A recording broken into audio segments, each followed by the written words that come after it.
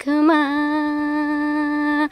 हाँस्ने मन रोने मन पर्यो हिजो र अस्ति नि बगायो रे सारा गाउँ बस्ती नि कति बाँचु म मरी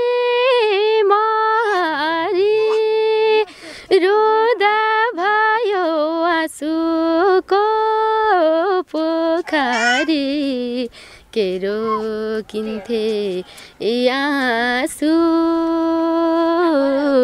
परेलीले बारे। दर्शकबिन नमस्कार, तपाईँहरू हेर्दै हुनुहुन्छ कोसेली.com। तपाईँको साथमा छु म आज रमेश खत्री। तपाईँहरूलाई हाम्रो च्यानल कस्तो लाग्छ कृपया जस्तो लाग्छ त्यस्तै सल्लाह सुझाव कमेन्ट बक्समा सुन्न नभुल्नुहोला र साथै हाम्रो च्यानललाई सब्स्क्राइब गरी छेउमा रहेको बेल आइकनलाई समेत दबाउन नभुल्नुहोला। हजुरहरू समक्ष हामीहरूले एउटा नयाँ प्रस्तुति लिएर हजुरहरूको समक्ष आएका छौँ। जस्तो लाग्छ त्यस्तै सल्लाह सुझाव प्रतिक्रिया दिन नभुल्नुहोला। आउनुहोस् उहाँलाई स्वागत गरौँ। आरामै हुनुहुन्छ? ठिक छु। पहिला एउटा गीत सुनाऊ अनि त्यसपछि कुरा गरौँलाई। ओहो तिम्रै काखमा हाँस्ने मन रोने मन अरू पनि चाहना धेरै छन् टाढा टाढा भइसके खुसीहरू त लान्छौ भने मायाले दिन्छु मुटु काटेर तिमीलाई दिने मसँग छैनहरू त। एकदमै मिठो आवाज। तपाईँको परिचय दिनु है। मेरो घर अर्घाखाँची सीतापुर, नाम जमुना विश्वकर्मा। के गर्नुहुन्छ तपाईँले? केही गर्दिनँ, यति बस्ने। यति मिठो आवाज भएको मान्छे हुनुहुन्छ, आफूमै प्रतिभा छ, भगवान्ले देखेको देन मान्छे म चाहिँ यसलाई पछि पर्नु चाहिँ हुँदैन नि। कसैकोबाट केही सपोर्ट भएन कि केही भएन कि? मैले सुनेको तपाईँले रेडियोमा नि काम गर्नुहुन्थ्यो अरे। हजुर। अहिले गर्नुहुन्छ कि नै? अहिले चाहिँ गरेको छैन, केही समयपछि जानु पर्ला। हुन्छ, एउटा गीत सुनाऊ है फेरि। अनि पर्यो हिजो र अस्ति नि बगायो रे सारा गाउँ बस्ती नि बर्खा लायो असिना र झरी आउँदैन फन्नी लाउँदैन रुन्छे पियारी तिम्री पियारी। यति मिठो आवाज छ तपाईँको। मलाई लाग्छ तपाईँ डराइराख्नु भएको छ। किन डराइरहनु भएको छ भन्नु त? खोइ गाउँदाखेरि यस्तो डर लागिरहेको छ। मिठो आवाज छ। डराउनु भन्दा पनि आफूमा कन्फिडेन्स त ल्याउनु पऱ्यो नि त अलिकति। आफै भन्नुहुन्छ एफएममा काम गरेको अनि डराएर हुन्छ र? गरेको त हो, तर अलिक धेरै डर लाग्छ। फेरि घाँटी पनि दुखिरहेको छ, चिसो हुन्छ। पछि कतैबाट अफर आयो भने चाहिँ गाउने इच्छा छ कि छैन तपाईँको भन्नु त? खै अब त्यति बेलै थाहा हुन्छ त्यो त। होइन, अहिले भन्दैदेखि हाम्रो दर्शकहरूले राम्रोसँग बुझ्नु कि आयो भने गर्छु होला सायद। एकदम पनि आउँछ। यति मिठो आवाज छ तपाईँको लागि, ठाउँहरू धेरै नै मिल्ने छ। अनि तपाईँले गीत चाहिँ कहिलेदेखि गाउन थाल्नुभयो त? म चाहिँ पहिलेबाट गाउँथेँ। गाउन त डर लाग्थ्यो। अङ्कल अनि दाईहरूले गाइरहने, अनि दाई अङ्कलबाट सुन्दा सुन्दै गाउन थालेको। त्यस्तै 10-11 वर्षको थियो होला सायद। एकदम पनि तपाईँको आवाज एकदमै मिठो छ। जतिले हेर्नु भएको छ उहाँहरूले पनि सोध्नु भएको होला त्यो कुरा गर्नभन्दा धेरै नै गीत सुनौँ भन्ने उहाँको मनमा पनि होला। फेरि पनि एउटा गीत सुनौँ। मुसलधारे पानी पर्न थाल्यो आमा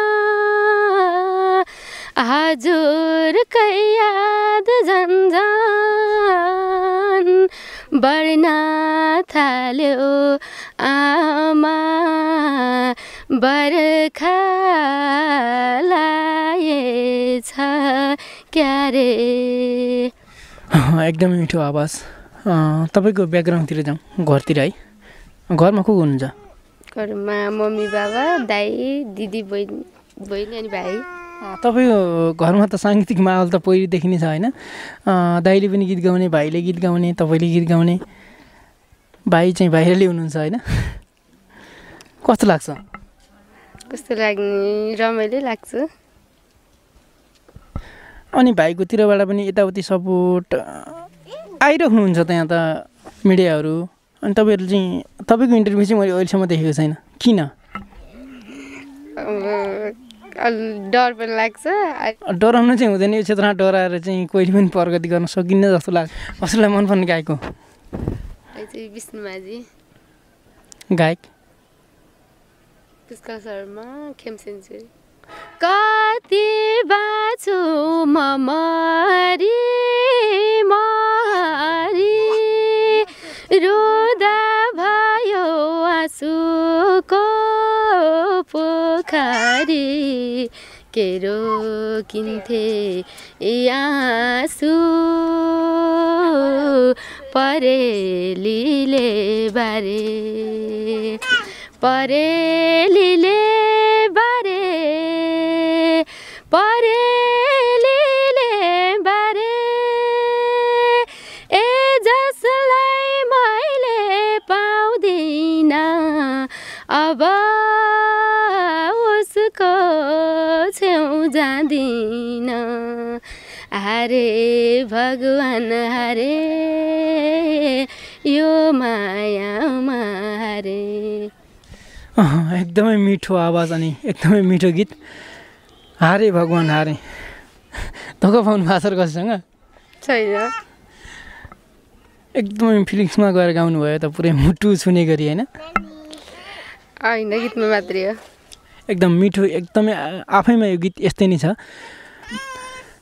साथीहरू, हजुरहरूको समक्ष नयाँ नयाँ प्रस्तुति लिएर आउने क्रममा आजको प्रस्तुति भने अन्तिम अवस्थामा पुगिसकेका छौँ। अन्तिम अवस्थामा अब एउटा गीत सुन्छौँ अनि उहाँको केही इच्छा भए सोध्छौँ, त्यसपछि बिदा हुन्छ है। भन्न चाहे सोध्न चाहे केही थियो? ल अन्तिममा एउटा गीत गाइदिउँ अनि बिदा भइदिउँ।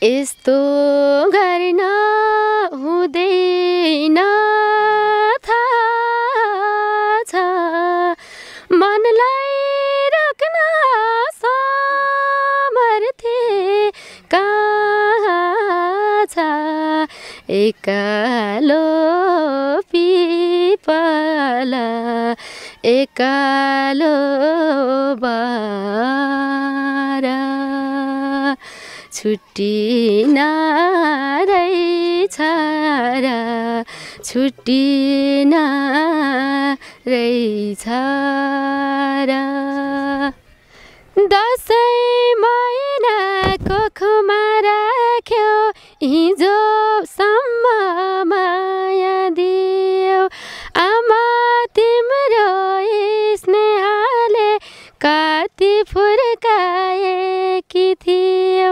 कतैबाट ढिलो आउँदा तिमी छेउमै रुन बस्थ्यौ खाने कुरा मलाई दिन्थ्यौ भोको पेट तिमी बस्थ्यौ आमा तिम्रो दुधको भारा तिर्न सकिन सधैँ तिमीलाई रुवाएर बचाउ म किन ए